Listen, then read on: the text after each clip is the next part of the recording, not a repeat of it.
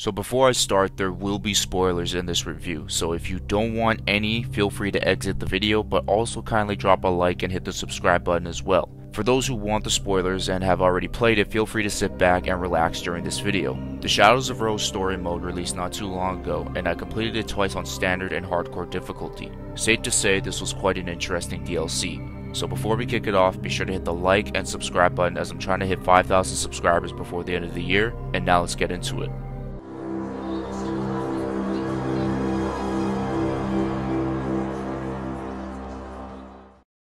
So starting this all off, we get to know a little more about Rose, essentially getting bullied in school and having no friends. Reason why is, well, you know, her powers.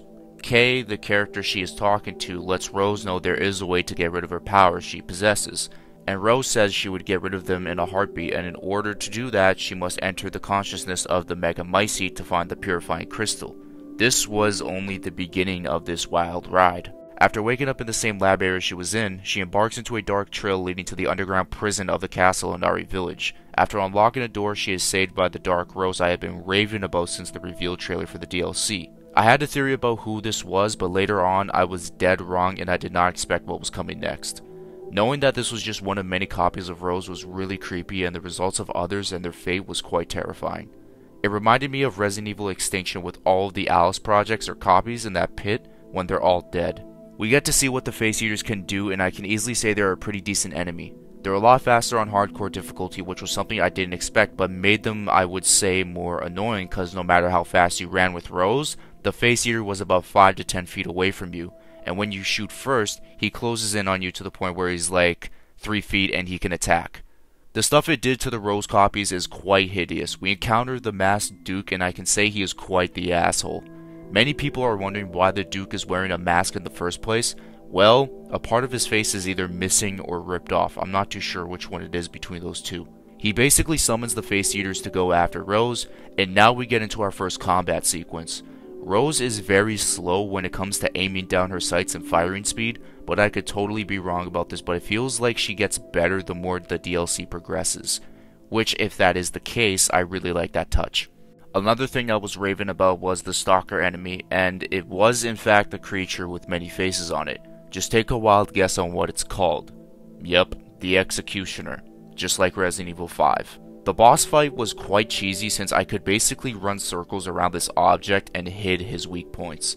But I did like him because he wasn't this annoying stalker that was all over the place. He was more scripted if anything and only stayed in a few areas. But from how he sounded, it was best to just not shoot him, since I never tried doing that in the first place. I thought he was alright, just a little like RE3 Remake Nemesis. The castle in general did a really good job to make us feel tension with the enemies, and I really enjoyed it. There were a few pretty nice puzzles, so I'm glad they made a somewhat return in this DLC. Another thing Capcom did really well was the variety in the rooms that were all mixed up. Nothing was the same, and stating that stuff was going to be removed around and shapeshifted looking like a completely different room, I think they did a really good job of that. Moving on into the Beneviento house section, it sounded like Angie did make a return, but she didn't physically appear, and there was a reason why. I loved the horror we felt once it got dark because the Mia dolls creeped the living hell out of me. I like the touch when you look at them, they stop moving, and once you try to run away, they close in on you. Once I found out there were multiple, I hated it because the tension was already high, and I remember in my hardcore playthrough, I got jump scared by one of them, so I took an L pretty bad there, and you know, it made me jump nonetheless. The hide and seek mission totally didn't feel like Resident Evil at all. It just felt like something completely different, and personally it felt like a little bit of a drag. So I wasn't that big of a fan of that section of the game, but I did like the trigger sequences where all the dolls storm up on a cage. I thought that was something decent out of it. Once Rose escapes, she gets to the house of where the RE8 story took place, aka the house she lived in when she was a baby. One thing I haven't touched was the Michael situation, but I'm going to get into it later. And as she is reading a letter from Ethan, there just had to be a party pooper. Evelyn was revealed in one of the trailers for this DLC, so she was essentially confirmed for it, and it made a lot of sense. She basically butted into the plot of this DLC due to her jealousy of Rose, since she is the successor to Evelyn. She did everything in her power to destroy Rose, but she came up short. And it did make sense because, again, she is dead and is in the conscience of the Megamycete. I thought she did make a key appearance into the second part of the DLC, and you know what, it was pretty cool. I like the part where she mentioned that she came first when she was trying to drown Rose in full of the Mutamycete, which again proves the jealousy factor. Now, let's get into the Michael part. This DLC didn't do justice not just for Rose but for Ethan as well. I think we can all agree that Ethan's character improved over time, especially when he became a father. In RE7 we didn't know much about him, and in RE8 he was solid in my opinion, but a lot of people didn't seem to be fond of him still, and this DLC did him many favors. Why did he go by the name of Michael in the first place? Well, Rose mentioned that name first, so Ethan continued it, and it was a smart decision because he didn't want to make things complicated, as he mentioned before or later on in the DLC. And in one of the trailers there was new dialogue, so I 100% suspected that he was going to be in this DLC, and I was right. Now let's get into the deeper parts of this. As Rose enters the cave where Chris was during his section in the story, but reshaped I should say, the Megamycete absorbs the memories of all life it has reached, which does explain why Ethan, Evelyn, and the Duke appeared, but something feels weird about this, especially the second note saying the person's physical body is gone, which does state that this is most likely someone in the original game that is writing this. And in the third note it mentions Rose being the perfect vessel, so it kinda shows who is really behind all of this. Mother Miranda. Behind the backstory of the Rose copies, however, Miranda was the one behind the creation of them, trying to find the perfect vessel for guess who? Eva, her daughter. After 16 long years and even more, she's still trying to find that vessel. I respect the grind. Once Rose finds the purifying crystal, Miranda reveals herself and shows she was behind the entire thing of her getting Rose inside the consciousness of the Megamycete. The character Kay was an illusion this entire time. Ethan then returns to help Rose out with Miranda and try to escape.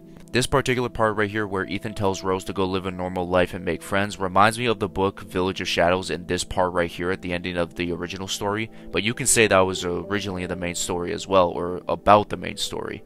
Rose decides to break the crystal and gets her powers back and proceeds to fight Miranda as one final boss fight. This is a pretty good fight on standard and I had my fun. It felt like using Wesker for some reason because of the quick dashing and teleporting, and Rose being able to catch those balls and using it as a power to attack Miranda, which is the main objective, was very weird but cool at the same time. This fight on hardcore, however, can kick rocks. I would not recommend you guys doing it. This was the most stressful boss fight I have ever encountered in my life, and it made me not like Mother Miranda at all. It's too challenging, and during my live stream I was on the verge of rage quitting and ending my stream, but I hung in there and I got the job done. I love this interaction from Rose and Ethan because it just felt so complete besides one complaint I have about this entire DLC. Rose then leaves and comes back with the ring in her hand, which explains how she got the ring in the post-credits scene. I really like the twist Capcom did with making the DLC before the post-credits scene of the main story. It's really well explained, which also shows how Rose knew about her father's gravestone and name, and in totality it makes the scene way more emotional than before. So I'm going to get into the biggest problem I have with Shadows of Rose. I know a lot of people don't like Mia Winters, but Capcom was dead wrong for just writing her off and not making at least somewhat of an appearance in this story, especially if this is the last bit of the Winters family story. Mia is probably the character that will have a lot of mystery towards her. I might plan on doing a complete review of the Winters family story all the way from RE7 to this DLC. But again, Mia not appearing is just so weird. Like, she's a part of the family too. Like, come on Capcom, you gotta do a little bit better than that.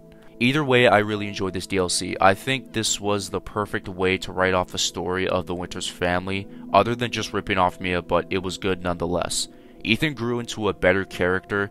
I really liked Rose and everything about what Miranda was trying to do, but her boss fight, again, it can kick rocks. The enemies were good, and again, a great way to write off the story. The gameplay was solid. I wish Rose did run faster, but I can't get too mad about it since I experienced it in RE7 with Ethan. Like father, like daughter, I should say. I wish there was a way to upgrade the shotgun and maybe to get another weapon as well. 2 weapons was interesting to use, but nothing too crazy for Rose. Try not to make her overpowered, especially with the power she possesses. It was a good balance. Speaking of that, the way the progression system works throughout the game is really good. You start off basic and work your way up until you figure out how to use those powers and you just become overpowered as shit. My grade for this DLC is an 8 out of 10.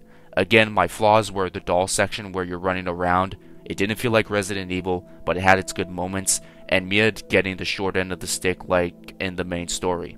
I'm going to have another video about Rose coming out in the near future, probably after this video, so stay tuned for that.